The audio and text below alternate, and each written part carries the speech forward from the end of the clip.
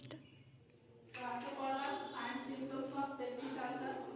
তো পেপটিক আলসারে কি কি সাইন সিম্পটম দেখা যায়, যেমন আমরা অ্যাকর্ডিং টু পেইন যদি বলি, তো হচ্ছে পেইন হচ্ছে 5 মিনিট আফটার মিল, খাবার 5 মিনিটের মধ্যে যদি ব্যথা দেখা যায় সেটা কিন্তু ইসোফেজিয়াল আলসার থাকে। আর খাবার হচ্ছে 30 মিনিটের পরে যখন ব্যথা শুরু হয় তাকে আমরা হচ্ছে গ্যাস্ট্রিক আলসারের ক্ষেত্রে দেখা যায়। আর একটা হচ্ছে ডিওডিনাল আলসারের ক্ষেত্রে পেইন দেখা যায় 2 to 3 আওয়ার্স আফটার মিল, যে খাবার 2 থেকে 3 ঘন্টা পরে কি দেখা যায়, ডিওডিনাল আলসার দেখা যায়। পেশেন্টের আরো সাইন সিম্পটম দেখা যায়, যেমন হচ্ছে অ্যানোরেক্সিয়া, নাউজিয়া, ভমিটিং, নাউজিয়া মিশিয়ে বমি বমি ভাব আসবে পেশেন্টে, কিন্তু বমি করবে না। তারপরে দেখা যাবে যেমন হেমাটোসিস আর হচ্ছে যে কি ম্যালিনা। তো হেমাটোসিস কাদের ক্ষেত্রে দেখা যাচ্ছে, যেমন গ্যাস্ট্রিক আলসারের ক্ষেত্রে দেখা যাচ্ছে। গ্যাস্ট্রিক আলসারের ক্ষেত্রে দুটোই দেখা যাবে, হেমাটোসিস আর ম্যালিনা। যখন ডিওডিনাল আলসার থাকবে শুধু হচ্ছে যে ম্যালিনাটা দেখা যাবে।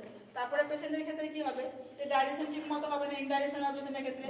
যখন ডাইজেশন হচ্ছে না তাহলে পেশেন্টের ক্ষেত্রে কি হবে, ওয়েট লস হবে। তারপরে পেশেন্টের ক্ষেত্রে ফিভার আসবে, পার্নিশিয়াস অ্যানিমিয়া হবে, যে ভিটামিন B12 এর কি হচ্ছে ডেফিসিয়েন্সি দেখা যাবে পেশেন্টের ক্ষেত্রে। এবং পেশেন্টের ক্ষেত্রে কি দেখাবে, ডিসফেজিয়া, যে যখন হচ্ছে পেশেন্ট খাবার খাবে তখন কি হচ্ছে যে কি পেশেন্টের ক্ষেত্রে ডিফিকাল্ট দেখা যাবে সবাই। আর দেখা যাবে অর্ডিনোফেজিয়া, পেশেন্টের যে পেইন হবে কখন, যখন হচ্ছে যে কি খাবারটা খাবে।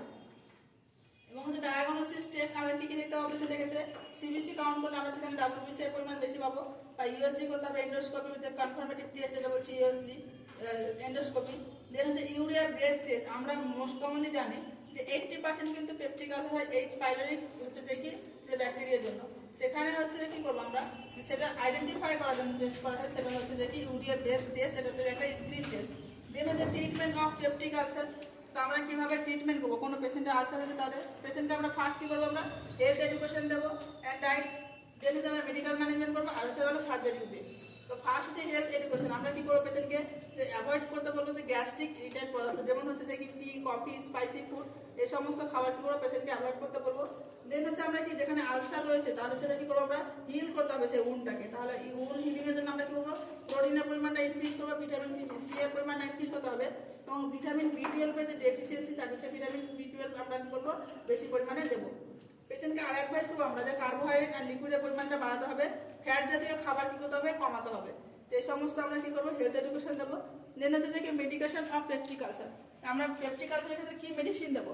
তো ফার্স্ট যেটা হচ্ছে PPI, protein pump inhibitors, action কি করে, এটা কি করে ACL সিক্রেশনটাকে ডিক্রিজ করে দেয়। তো এর যে এক্সাম্পলগুলো হচ্ছে যে প্যান্টাপ্রাজল, ওমেপ্রাজল, ল্যান্সোপ্রাজল, এগুলো হচ্ছে যে কি হচ্ছে PPI হচ্ছে যে কি এক্সাম্পল।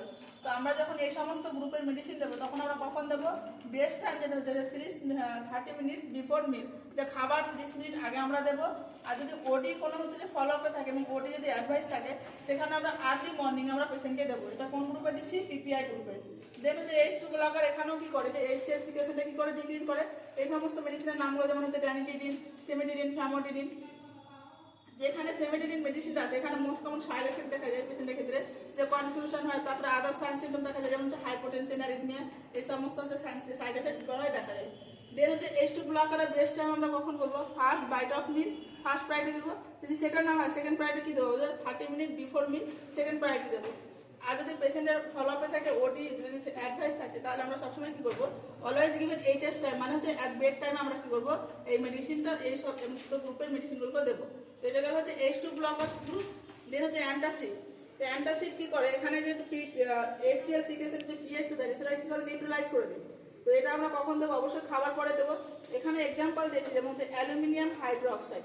তো aluminium hydroxide most common side effect কি থাকছে, কনস্টিপেশন। তো এটা আমরা কোন পেশেন্টের ক্ষেত্রে ইউজ করি, যেহেতু এর সাইড এফেক্ট কনস্টিপেশন, তাহলে ডায়রিয়া পেশেন্টকে আমরা কি করতে পারি, যে অ্যালুমিনিয়াম হাইড্রোক্সাইড মেডিসিনটা আমরা দিতে পারি। দেন হচ্ছে অ্যান্টাসিড আর কি হচ্ছে ম্যাগনেসিয়াম হচ্ছে হাইড্রোক্সাইড। তো ম্যাগনেসিয়াম হাইড্রোক্সাইডটা কি হচ্ছে, এর মোস্ট কমন সাইড এফেক্ট দেখা যায় যেটা ডায়রিয়া।